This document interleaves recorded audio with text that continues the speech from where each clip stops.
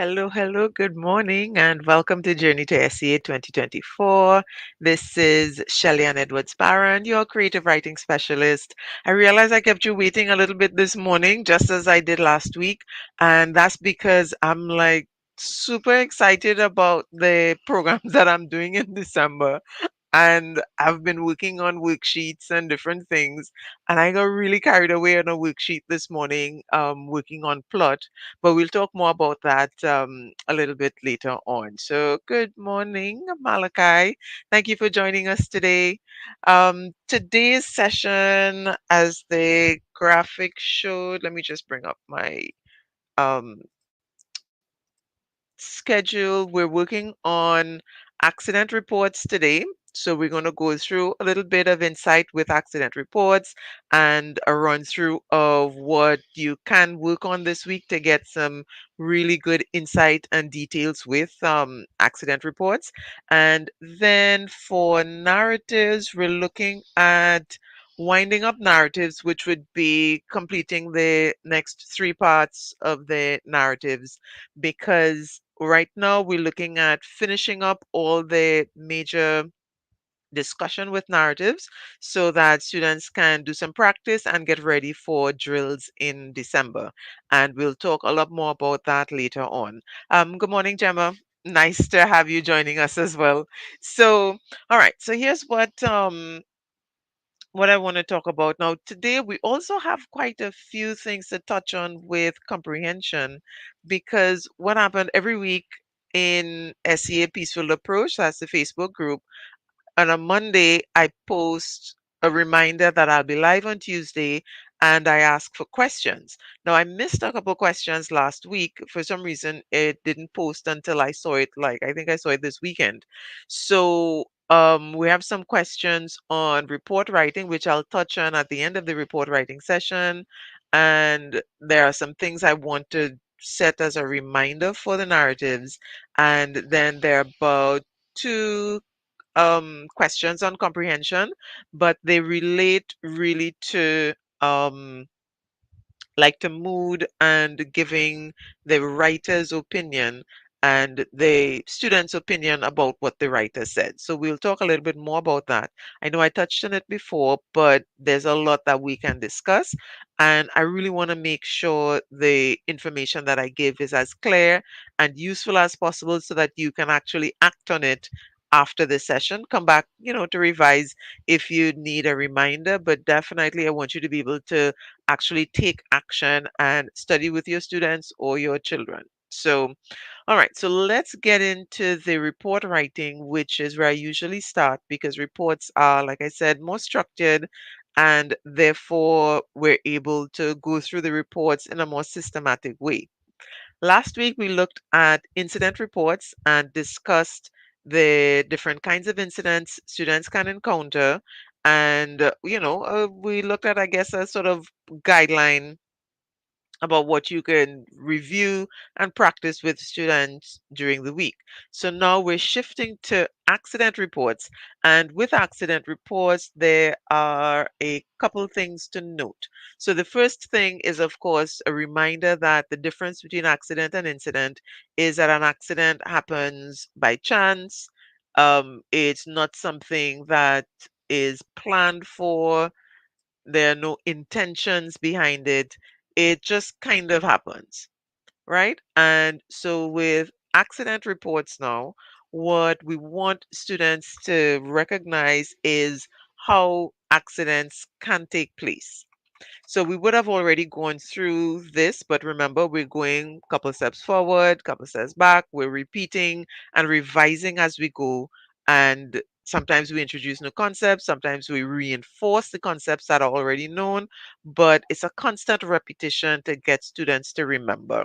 So don't lament if when you ask, okay, what's an accident, the student kind of hesitates.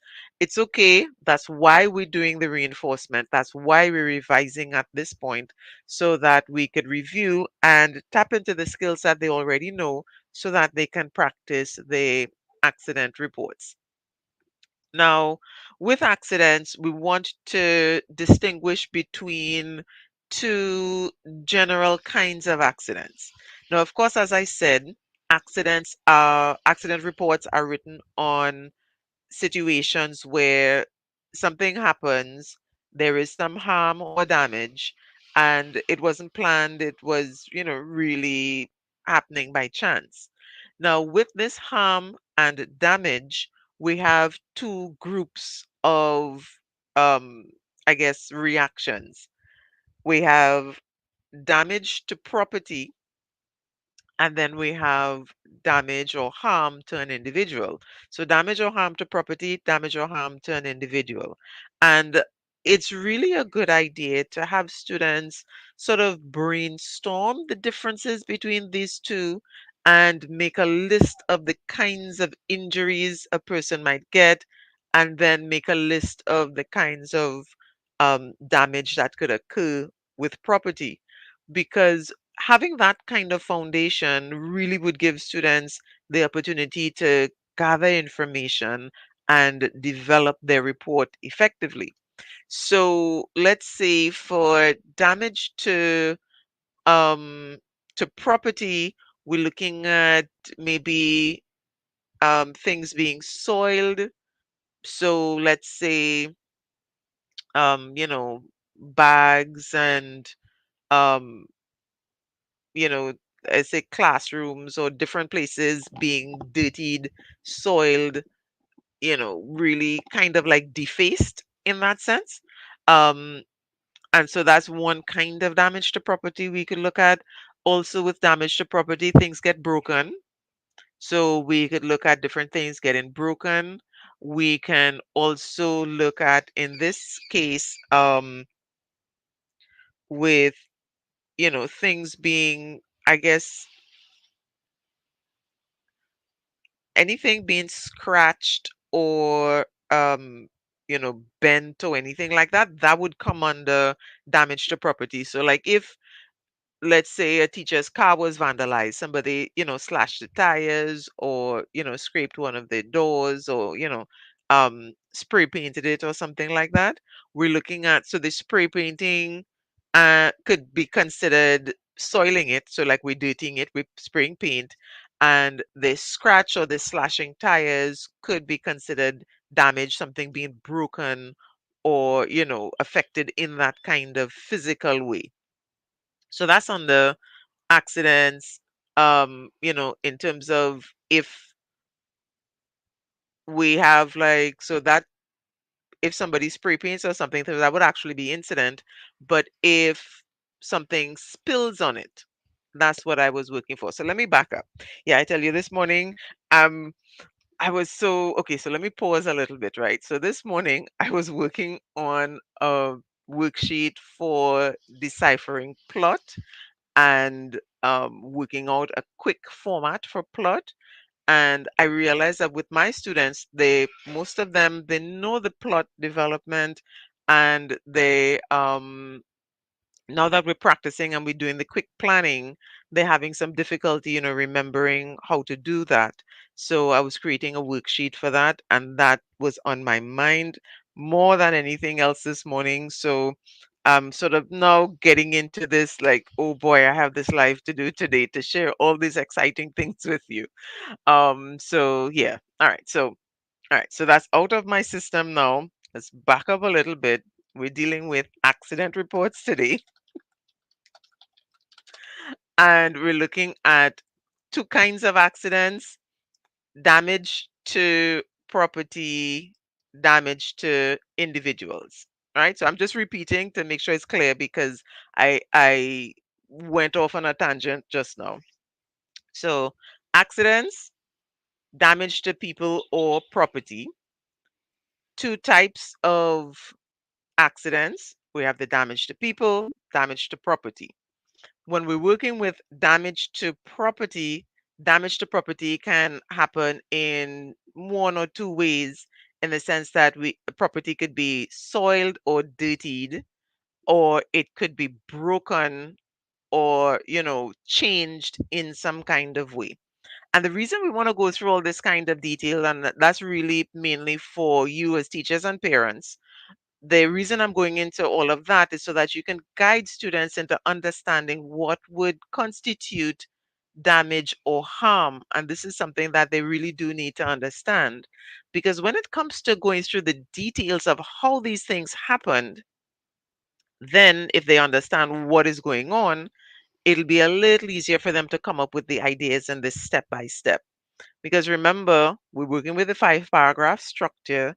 We have our summary introduction, what happened before. So, where was everybody before the accident occurred?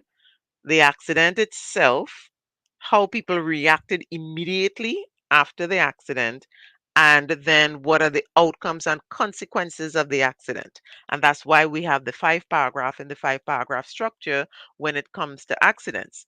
So, understanding what the accident is and the some details of it is going to really give students that understanding of how to do that step by step in paragraph 3, which gives you the details of what the accident is and what actually happened. So let's say we're dealing with property being soiled, and that could happen, somebody's eating in the classroom and things spill over. um Somebody is walking with something in their hands, they bump into somebody else and it spills. So we have different ways that those kinds of things could happen. And you can have your students brainstorm that so they can see that step by step.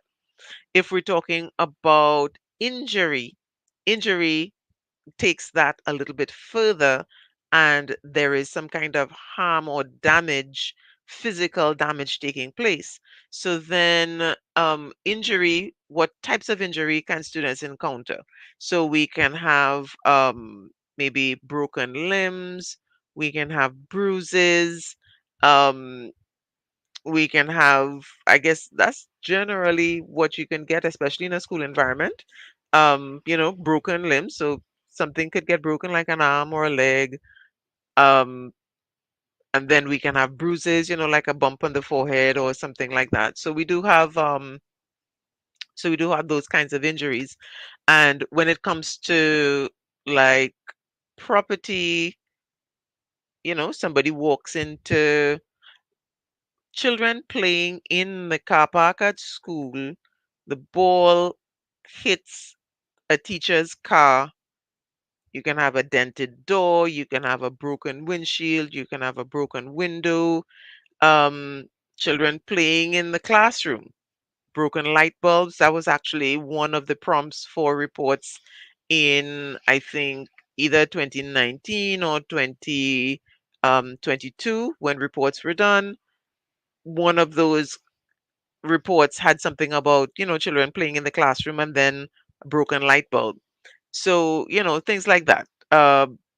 Balls going astray, bats going astray, shoes, anything, people running into things.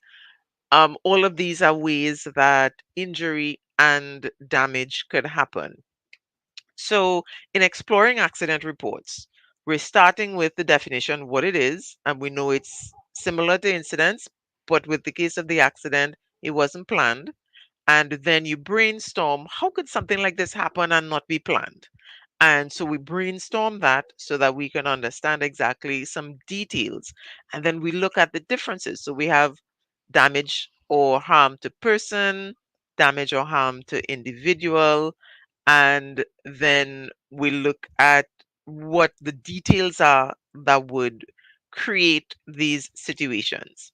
And then from that, we look at how would people react. So if you're playing in the school car park and the ball that you were kicking around accidentally hit a teacher's car and dented it, what's the next step? What's the likely thing to happen after that? So now we're getting into paragraph 4 kind of territory. So somebody's going to run and tell, the teacher is going to come out and see, um, people are going to be taken to the principal's office or the staff room. Any of those things could happen. But notice it's not just one thing, it's a few things happening. And that's one of the main things that I want to emphasize with accidents, just as we did when we spoke about incidents.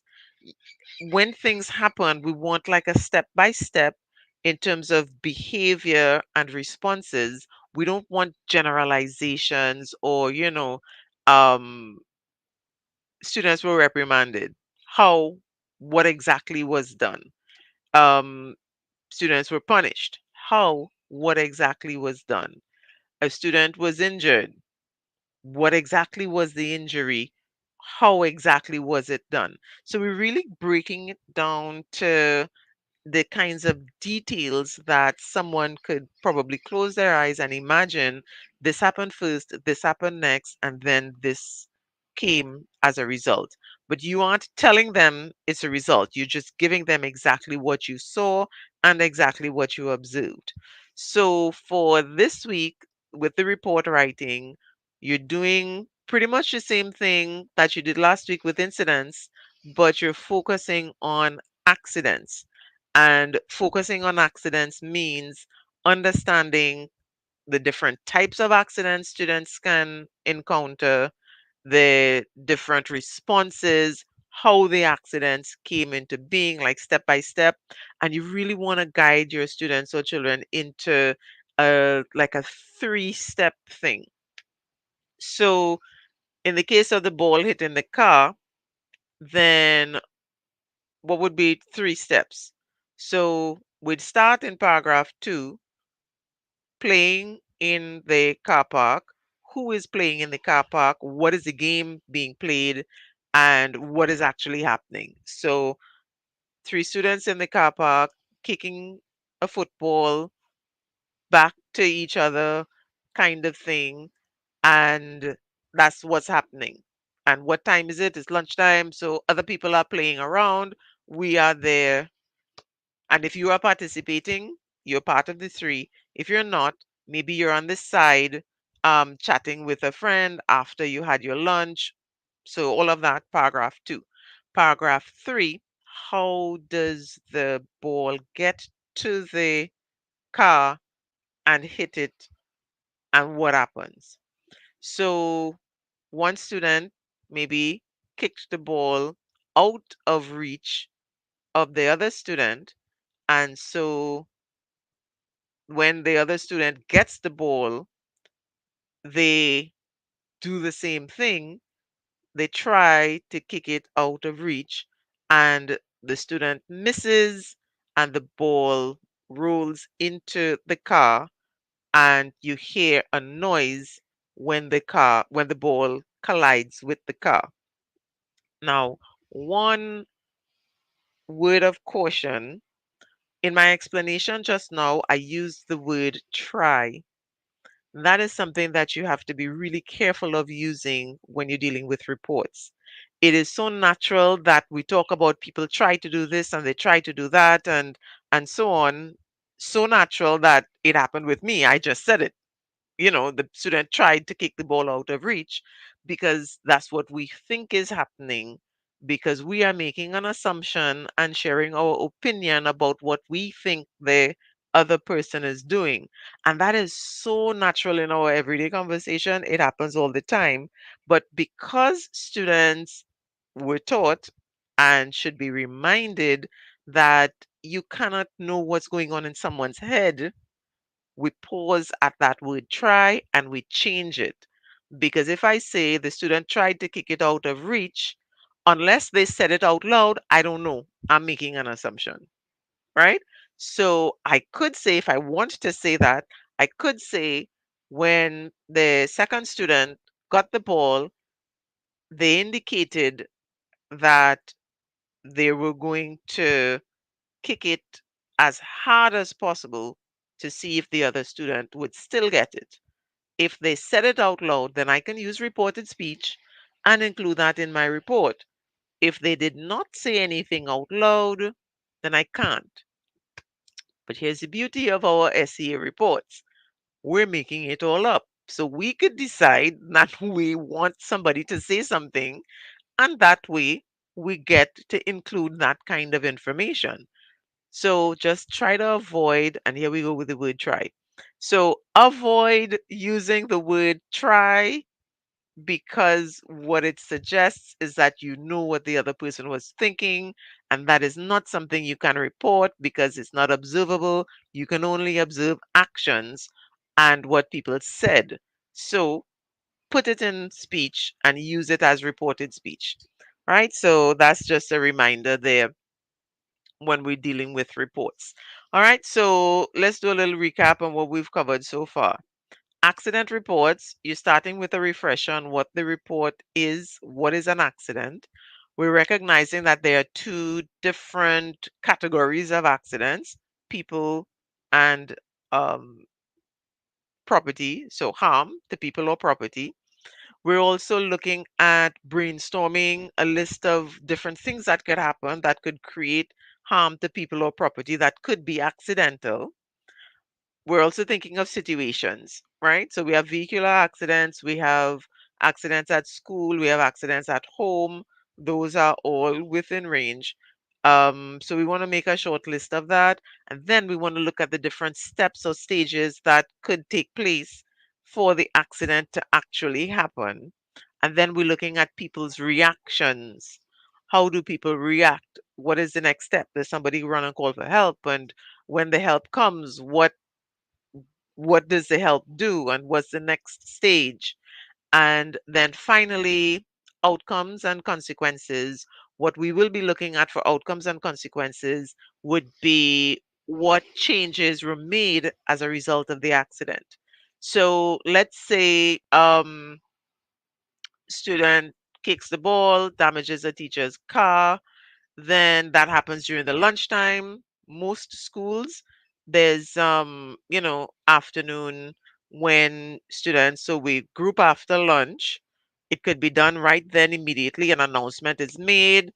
Listen, students, do not play in the car park. That is off limits. Please be reminded.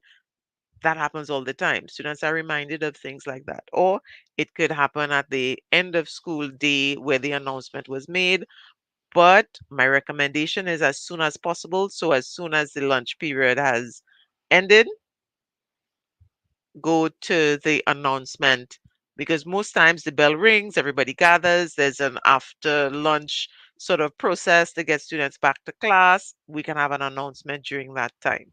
So that would be the consequences and outcomes. So reminder and then reinstatement of the punishment. Some schools might make an announcement, call names, so and so, please report to the office, different kinds of things like that.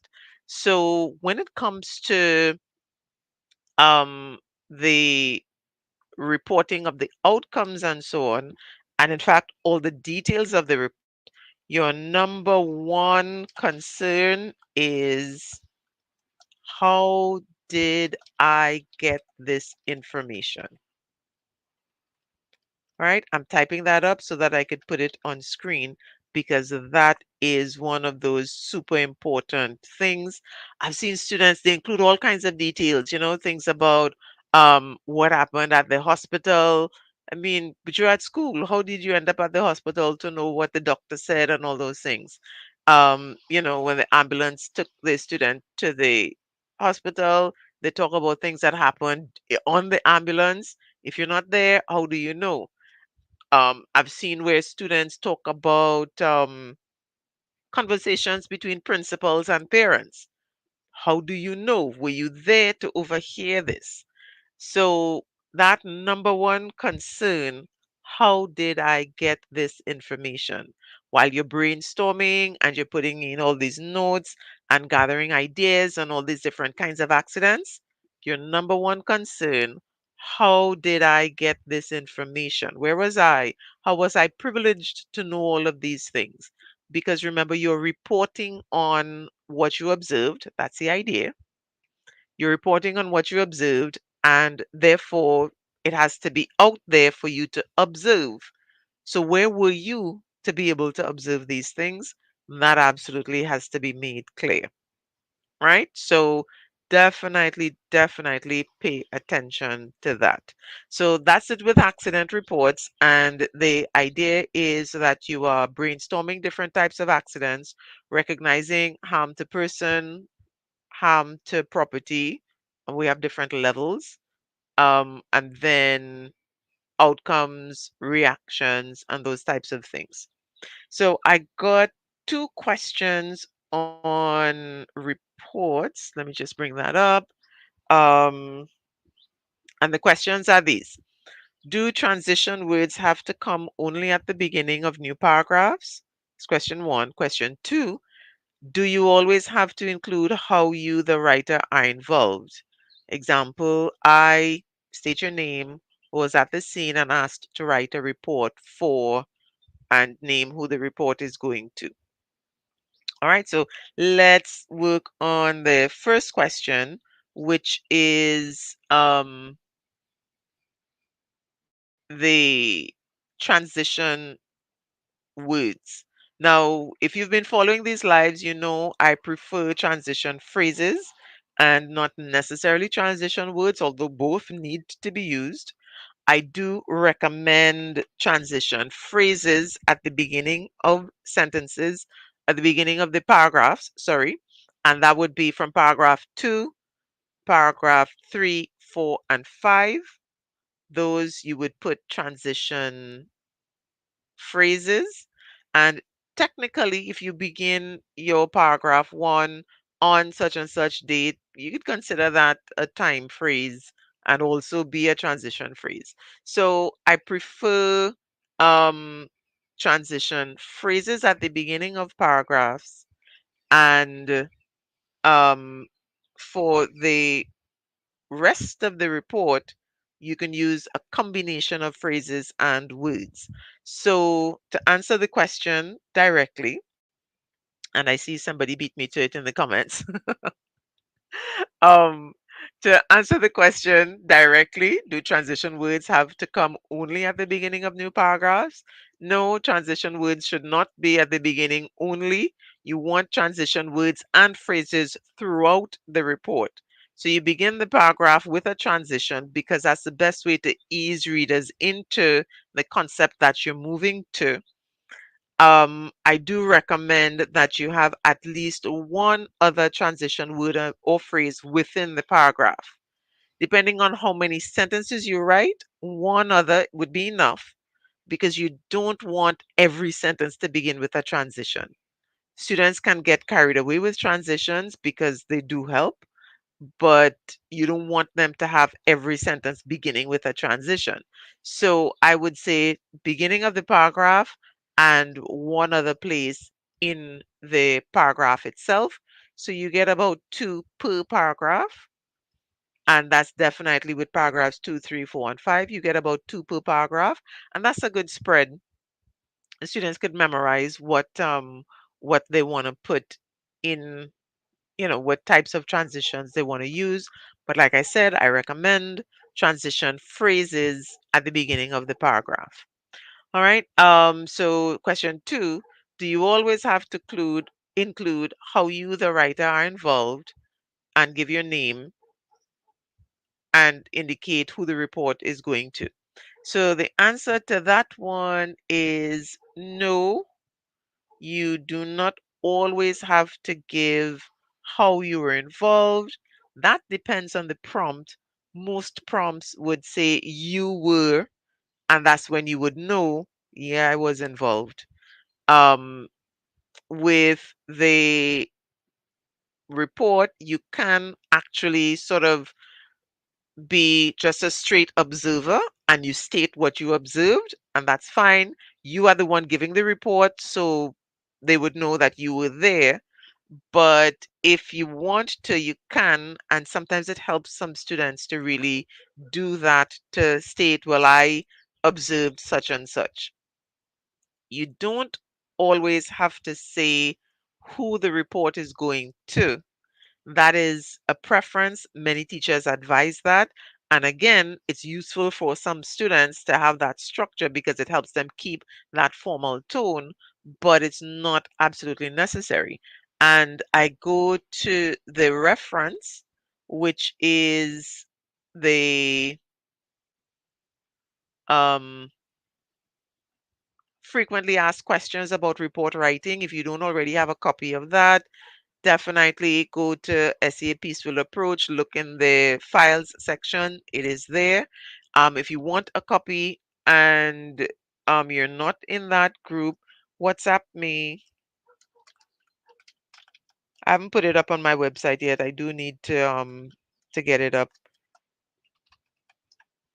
You can WhatsApp me and I can send you a copy. WhatsApp me with an email if you wanted to go to your email. Otherwise, I can send you the copy on WhatsApp. So my number is 717-4993. If you want a copy of the document and you don't already have it, and that document is the frequently asked questions. I'm just going to share my screen to show you what I'm talking about.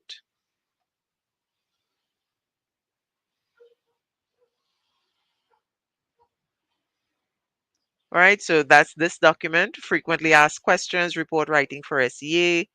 It was issued in 2021. So if you don't already have a copy of that, WhatsApp me and I can get a copy on to you. At some point, I'll put it up on my website so everybody could get information on that. So referencing that document, because that is one of the guides. So you have your exemplar documents and then you have this one. Um, Question 1 asks, should reports be written in letter or memo format? Example 2 from date. You get no marks for that, so you don't have to do it. Um, and let's see, what is the acceptable format of time? Difference. All right, so the introduction. So question 7 deals with the introduction. Right, so I took it off because I didn't want to keep scrolling up and down. Let me see if I could get this a little bit bigger. Right. So, is it necessary to present the outcome of the event incident in the first paragraph of the report? Um, I think that one, this is an example of the first paragraph of a report, and there's no mention of I was present when this is happening, this happened, and therefore I'm writing a report to so and so who requested it. There's no indication of that. It is not absolutely necessary to include that. But like I said, some students benefit from doing that because it helps them keep the report in a very structured way. Um, so that's one option, working with the report introduction. So to answer the question directly, right? Let me stop share. To answer the questions directly, do you always have to include how you, the writer, are involved? Name, etc. No, you don't always have to.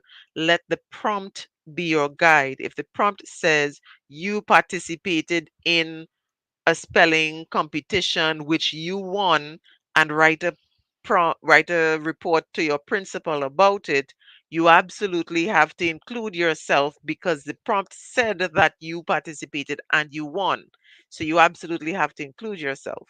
If the prompt said members of your school participated in a spelling competition and your school placed second, write a report, then you don't have to include yourself. You were present and you just write on the situation itself. So it really depends on the prompt, and check and see what the prompt is telling you to do. Analyzing your prompt is absolutely critically important. Um, all right, so I got a question in the chat. How many sentences should be in a paragraph? That depends on how much information you're giving. If you're using the transition phrase style with a sentence and even a transition word, those kinds of sentences, we call them complex sentences. They tend to be a little bit longer. You do want to vary some longer, some shorter sentences so that your sentences have different structures. Excuse me, so that you could demonstrate your ability to share information in different ways. You really would aim for, I would say, 3 to 4 sentences, with sentences being longer or shorter. That could take you any number of lines, but I recommend at least 3 sentences. You don't want to go too much more than that because then your paragraph is going to get too long, but it's variable.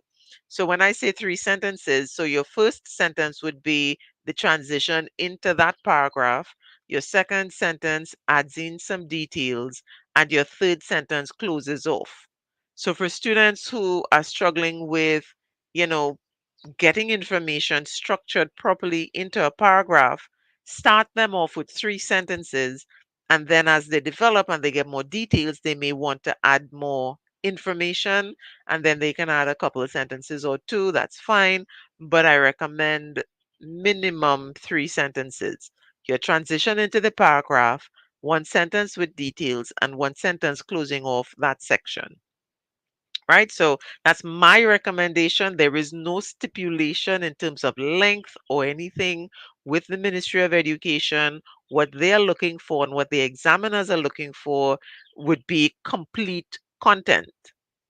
Do I know what happened? Can I follow step by step? Is it in formal tone?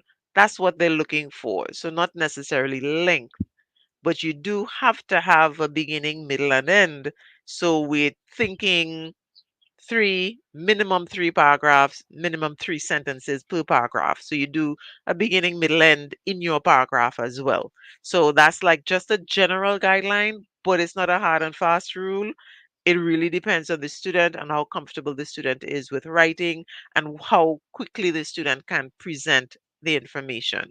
So if the child is struggling, you give them that format. When they master that, you add some details so that they can expand and still fit within the time required. All right, so I think that's a lot on reports and accident reports, but I really wanted to get to that question since it was sent since last week and I got it late. So I hope the person who sent that question checks in with this video because that's as thorough as I could answer it during this time. And I think it works in response to that. So now let's take a look at the narrative writing. So moving on to narrative writing, this week we're looking at winding up the narrative and looking at the next three parts. Now, I don't recall whether I went through the different parts of the narrative. I think I did, but I'll do it again just quickly. Um, so one would be introduction, two would be um, well, let's say first problem and response. So I'm going to just put 1P and R for reaction, right? Part 3 would be the second problem and reaction. Yeah, I'm typing it up. Um, so I'm going to share it on the screen in a little bit. Second problem and reaction. Then we want third problem and reaction, which would be part 4.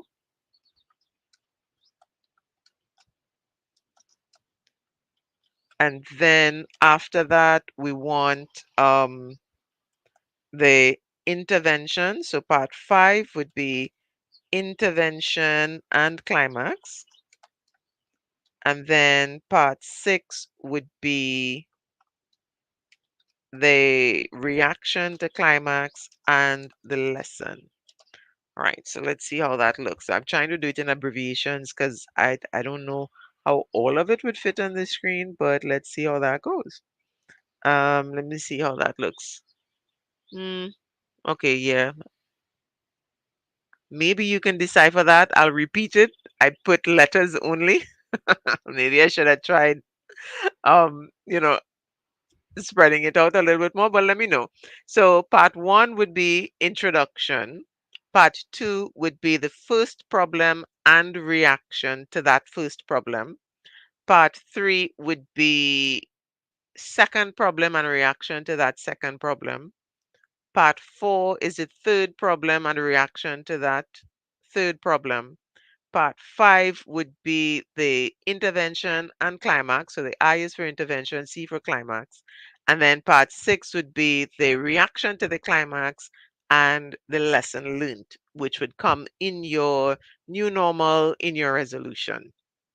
Right, so I'm going to take that off. That just a little letters and numbers, but if you're following through, then you'd see how that goes. So now, notice I said parts and not paragraphs because you can fit these 6 parts into 3 paragraphs. You can fit them into 6 paragraphs. You can fit them into 7, even 8 paragraphs. So the number of paragraphs depends on the length of the story and how much information a student can give within the time that they have allocated. All you're really focusing on is these parts, which constitute the different sections of the 12-point plot. And if you haven't gotten information about the 12-point plot, you can go back to previous episodes. Those would have happened really early on, so like maybe within the first 5 episodes to review that, or you can get a copy of the flashcards and um, I do have a set with flashcards and a poster that cover the 12 point, and that includes also, um, let's see, includes also some online resources. So you get some additional worksheets and different things. Now I'm pausing here because the 12-point plot development is extremely important. And when I say extremely important, I mean like the entire story is hinged on this 12-point plot development. And so if students don't understand the plot and they don't understand rising action as part of the plot, what's going to happen is that you would have some excellent beginnings of stories and then the story will start to fizz and evaporate because it'll stop making sense very quickly if students don't understand how to develop plot effectively. So if you don't already have a good understanding of plot, I highly recommend that document because the thing with plot is that, like I said, you can get a really good beginning because students memorize hooks and they memorize introductions. But then, unless they're memorizing the whole story, they have to start building their own conflict and so on from that point. How do they do that? Teachers say we need rising action, but how do you get rising action? It is through that 3 part development of plot. How do you complete the story and get the character to achieve their goal? That's through intervention and climax. And so students need to understand what those things are. They need to absolutely memorize the different sections of the plot, and that is how they're going to be able to put it together. Because what I see quite often in working with my own students, and this is something plot we go through over and over, and I get them to memorize it because once it's in your head, you can do a quick plot um, development that takes less than 5 minutes. I've timed all my students. So after they understand how to do the 12 point, then I show them how to do the quick plot and then I time them with their planning. And most of them take between 4.5 to let's say 5.5 minutes to plan their narratives. So it's not going to take you a long time to plan, but you have to have it memorized. You absolutely, the student absolutely has to thoroughly understand how plot is created, how plot is developed. And the 12 point is the easiest and most structured way that I know because I created it because there wasn't anything out there. We had the plot mountain, but then the plot mountain had just this long stretch of rising action, but it didn't say how to accomplish it. You had to like go into a whole lot of details. But many students are visual to the point where if they remember that they need 6 points in their rising action, then they could, you know, check for their 6 points as they're writing. So it makes it much, much easier for students to master that plot format.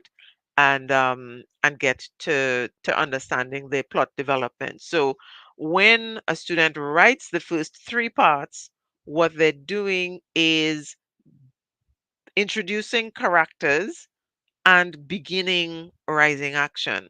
Then when they write the next three parts, what they're doing is um, introducing the biggest problem, solving that biggest problem, and then giving reactions and lessons. So, in order to really be able to do that, you have to have that plot structure clear. So, if you want a copy of the 12-point plot, and I've noticed that, I've generally not pushed it too much because when I work with my students individually, I give them a copy of the 12 point and we go through it and I discuss it and we revise it. But for students who don't work directly with me, having a poster and those flashcards come in really handy because when you're practicing with a student, you could, have them go through their story. You can just show them, okay, this is and I forgot, I left all mine at the office. I don't have, let me see. I wonder if I have, I, I think I kind of took it back to the office. So I don't have, a copy of the flashcards here. Yeah, I put them on display in the office and then I'm home, right? But they're like 5 by 7 cards, and the poster is a 17 by 12 or 18 by 12 poster. So what I'm going to do is um, next session, I'll make sure I have a copy so that you'd be able to see what it actually looks like. But it's really something very useful if you put up next to where the student is studying because you want them to see the 12 point regularly. You want them to have that memory, visual memory plus the tactile memory because we want to put it through multiple senses, right? And then there's an experiment that goes with the development of the 12 point so that students have that practical activity aspect of it to really internalize it because we want them to remember this 12 point because it's like I said, it really is when a student, here's what I do when I have a student who is going through challenges with writing stories. We start with the 12 point and then we do the other things, setting, etc., etc. And then when we come back to it, I have them write or they bring stories that they've written at school and we go through it. And the first thing we do is let's look for the 12 points. And as they're going through it and they realize, hey, I only have one point of conflict and I didn't even put a proper reaction to that. And then the story just kind of ended. So then I don't have any rising action. And if I don't have rising action, then I have not built tension or excitement in the story because there's only one point of conflict. I can't have excitement in a story that is developed if I only have one point of conflict. So that is why understanding that 12 point is important. 3 points of conflict give you an effective rising action. And then once you get that, you'd be able to develop an effective climax. And then once you have an effective climax, then you can have reactions to that and the lesson. So the thing to remember is with narratives, if there is not an effective rising action, the climax is going to be weak. And if the climax is going to be weak, then the result, if the climax is weak, then um, you're not going to be able to find a lesson. Because what gives characters a lesson? Trouble and drama that they went through. And then when the end of it, they look back and say, whoa, that was some drama, not me again. I am not going to. And then you get your lesson. Or it's like, whoo, all this drama is a good thing and I will always do this. Or next time I will do that because they've had some experiences with the rising action and the drama of the story. You can't get that lesson learned effectively done if you don't have that drama. The lesson learned is not going to feel connected to the story, it's not going to make sense as much if we don't have the rising action. And then going further back from that, can really get proper rising action. if we don't have the 3 points of conflict, and if we don't have um, any kind of issues, we don't have that rising action, but then we cannot have any issues if the character doesn't want something. And what do characters kind of want? Sometimes they just want to have fun, sometimes they want to rest, they want to relax, just, do certain things. It isn't always, I want to accomplish this goal. Sometimes the goal is just to, you know, have a good day, relax, not have anybody bother them, have some fun. Sometimes that's all the goal is. But we do need to identify that that's what the goal is, because then where do we get conflict?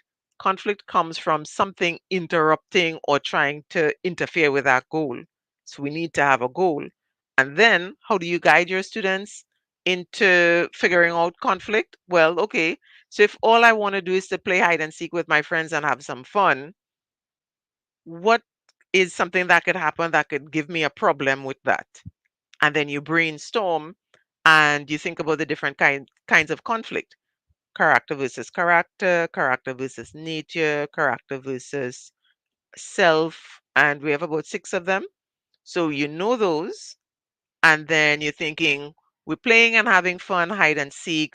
What can I introduce? Let's say nature. What could happen in nature that could stop me? Well, maybe we could have rain, storm, some kind of animal could come out and interrupt. And then you start to build the problem. And then, okay, that happens. What makes it worse? And then things get to the point of what makes it worse again. How do I react to that? And that's how the 12-point builds is really a very logical development, and it gives students that foundation. And so I'm stressing it really, please. It's because it is going to help you. It's going to help your child. It's going to help your students. Get a copy, make the investment, because I tell you, when I work with students and when I look at stories and essays, the first thing you're reading it, okay, where's the conflict? If you memorize the 12 point and you work with the 12 point, you will have that. All right. You jump from conflict to solution. How did that happen? If you memorize the 12 point, you know that there's an intervention, what it is, and how to do it. And then in the end, when you finish, things just end. No, people have to react to the climax and then they learn something. 12 point gives you that kind of guidance. So, yeah, try it out, please. um, Work with it. Even if you just make a list of the things that I mentioned in these sessions, that's enough to start with. If you really want to get the memorization done, I recommend the flashcards and the poster, but at the bare minimum, list it, 12 points, and memorize those and what they are. That is going to really make a difference in how stories are developed. And I kind of went on a rant on that today because when I go through with my students, like I tell you, I know when students don't plan. And it's not because, well, not just because I am, I've been doing this for years and I've been teaching about story for years to students and adults and, different contexts. I know when students don't plan because the story is weak. The story doesn't have the excitement. The story doesn't develop effectively. We miss the rising action. And I know that. So get the students to memorize that 12 point, and then you can abbreviate it using the abbreviated version. And like I said, you get it done less than 5 minutes. So it's not a bother and it's not going to really take too much time out of your writing, out of the students' writing time, but it's going to make a huge difference in the quality of the story at the end. And I'm really stressing this, like I said, because I've seen how much of a difference it makes in student writing. I've seen students go from having like stories that you read it and like, yeah, this is a nice story, to this is really exciting, just by working with that 12 points. So that's it. That's my rant for the narratives. And in this stage with narratives, that's really what you want to do. You want to make sure students understand the plot and all the different parts of it so that when they write, they have that story complete. When you get to the drills, you will do more practice on, filling in with the descriptions and the details. But the 12 point actually gives you sections of where you can do that too. So the starting point really is that plot, right? Yeah, it's been on my mind because I've been working with some students, and the minute I look at their reports, the stories, and I think, did you plan this? And they say, well, miss, no, I didn't. I kind of used the, who, what, where, when. That's a starting point. But if you don't plot your conflict, if you don't plot your conflict, it's going to be a challenge in an exam for 50 minutes to get everything clear. Students need that step by step, and take my advice, work with that 12 point and you would see the difference. So I'll give you a month, work with it, make them memorize it and come back to me and tell me if it didn't make a difference or not. Put me to the test, you know, put me to the test, and I am guaranteeing you, once the student memorizes that plot and they start doing that quick plotting under 5 minutes, every story is going to make so much more sense and be so much more developed. You would be pleasantly surprised. So definitely go after that. So, all right. So I am seeing 6 minutes past 12. So I want to ask you for 10 more minutes of your time or a little bit less, because I do have a couple questions with comprehension that I wanted to touch on. And I think I started about 10 minutes, about 5 minutes, 10 or so late, I think. Yeah. So let me just take these few minutes to deal with these comprehension issues, and then I'd wrap up. So one question had to do with, I have three questions, I think, altogether.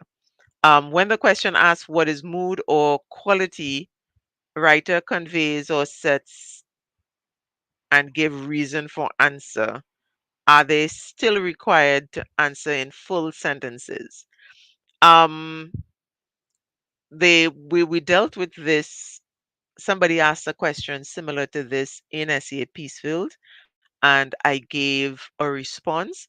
But I want to show you something from one of the past papers. I will use the 2023 past papers, 2023 exam, ELA, and I'll show you something to answer that question. I'm going to scroll down to a question that it doesn't actually, I don't think it asks specifically mood and tone, but it asks, it does give, all right, let me share screen.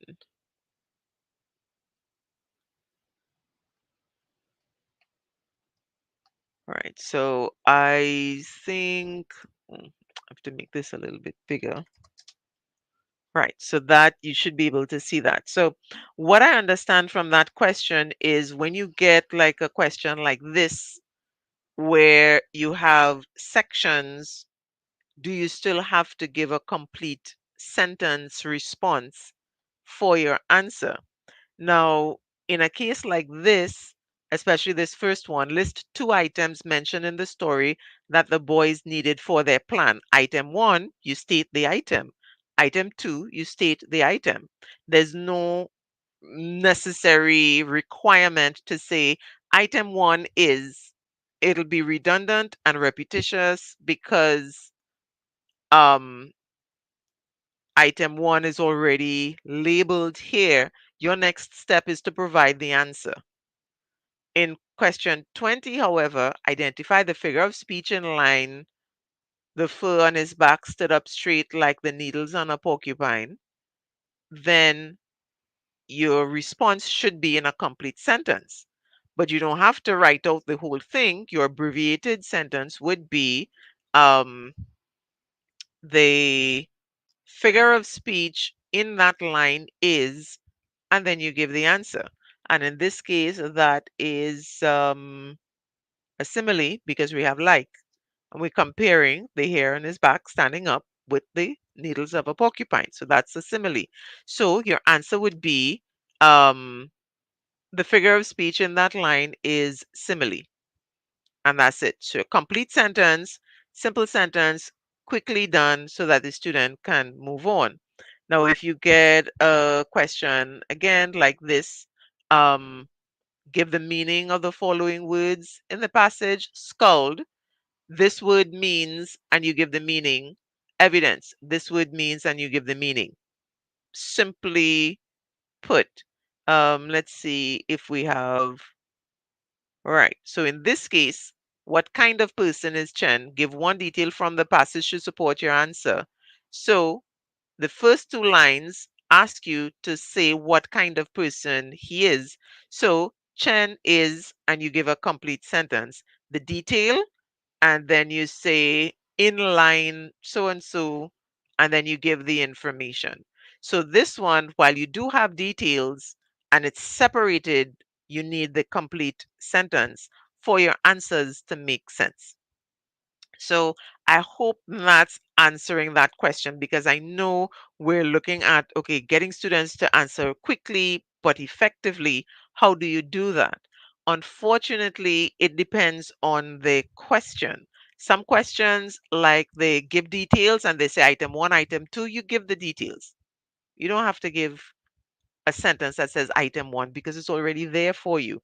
But like number 22 here says what kind of person, and then they give you lines. You have to say he is this kind of person, and then you give the detail that is also in a complete sentence. So the answer to that question is it depends on the question, right? But I showed you, and hopefully you'd be able to recognize that. So I showed you different types of questions and how the responses would be in those different types of questions, right? The next question there with the comprehension, um, when questions ask for your feeling, is there leeway for more than one interpretation? So let's say the question asked, like that question, what type of person is Chen? That is your opinion. You decide what type of person based on whatever his behavior is in the story, because that was from a fiction passage. Whatever his behavior is in the story, you decide this is the type of person he is. But here's the thing with that. Notice there were lines given for details to provide your evidence. So you can interpret things any which way you choose, but your interpretation has to be based on something that comes from the passage. And so you have to be able to support your opinion with evidence. And once your opinion is supported effectively with evidence, then you would get the marks for it. If, however, the evidence doesn't support your opinion, then you're not going to get marks for that because you haven't established your case. So, really and truly, yes, there's room for varying interpretations. That's the way to answer that question. Is there room for more than one interpretation? Yes. How you get marks is proof from the passage, and once you give that proof from the passage and it makes sense, your proof has to make sense with your point. So if you say, Chen is he's a very angry and mean person, but then you say that the reason is because he shouted his answer to his friend in response to the question. But then when you look in the passage, the reason he shouted is because he was here and the friend was on the other side of the playground. Friend wouldn't have heard him if he didn't shout. Then that's not a reason to support him being an angry, mean person. He's shouting not because he's angry and mean, he's shouting just to be heard because of the distance. So then that does not support him being angry and mean. So you're not going to get marks for that, complete marks, because your evidence doesn't support your opinion. If you say he's angry and mean because he shouted at his friend and the friend was standing right next to him, and then he grabbed the thing from the friend, that's evidence, and that supports him being an angry, mean person. and you will get marks for something like that. So that's the best way to answer those kinds of questions. Always have evidence from the passage, and always be able to state evidence that supports directly supports your opinion, and that's how you would get the full marks there. Right. So I think so those, yeah, those are actually the two questions. So they weren't three. Um they were two questions. So all right, so that answers those questions for comprehension. And for those of you who were able to stick it out to the end, I know it's a really long session. It's about an hour, and then when I start a little bit late and go a little bit over, things are a little bit, out of sequence, but I'm trying to give you as much information as possible to support your efforts to help your students and your children. And so I am going to be doing the December program, which would be giving you even more. So if you want a copy of that, the poster and the flashcards, but you want the guidance on how to use it and how to make it as effective as possible, I'm doing a training in December. So you'd get the copy and the recordings and everything in that package. Plus, I'm going to show you how to use it and how to teach it and how to give feedback and all those things, 4 sessions and so on. I had some trouble with getting the registration forms up. So if you want to join those programs, WhatsApp me for more information and I'll add you to the list. The registration forms should go up between today and tomorrow. Fingers crossed. I had some changes to make to it. So, but they're going to go up. So if you really want to find that out, to get in on that program in December, WhatsApp me and I'll share the information with you. I'm also doing how to teach the report writing. That one is coming with workbooks and text. So you get all the foundation concepts, and I'm going to show you how to use those things in the teaching, how to give feedback, how to review stories. This one would be reports, how to review the reports quickly, how to help students do their own self editing, all those things. And this is from my experience. So I'll actually be sharing my worksheets with you to show you how I do it and what I do so that you can have it to work with your child. So if narratives and reports, creative writing in general is kind of an issue for you to wrap your head around and figure out how to actually support your child effectively, I'm going to be doing these training workshops in December. And like I said, 4 sessions. The forms are going to go up, but if you can't wait for the forms, WhatsApp me, send me a message on Messenger, Facebook Messenger, and I'll get the details for you ahead of time, so that you'd know how to get things done. Because I am really just one person, and I believe that if I could train as many people as possible, then many, many more students will be helped. Because I honestly believe that this 12-point plot is the key to getting narratives done effectively, and the report writing structure, making it interactive, is really the key to getting students to pay attention. So if you're having trouble with getting your child or your students to pay attention and focus when they're doing creative writing, this is the way to do it. I'm actually really going to be sharing with you how I incorporate the multisensory learning in that program. So what I've also decided to do was to not was what I decided to do is to do a session on what multisensory learning is. So you can look out for that information as well. Because, like I said, I'm only one person. I can only help so many people. Right now, there are about 3 or 4 people waiting on me. I promised to give feedback and I haven't done it yet. I'm going to get to it this week. So please, please, please, please, thank you so much for your patience. I'm going to get to it this week and share it, give the feedback.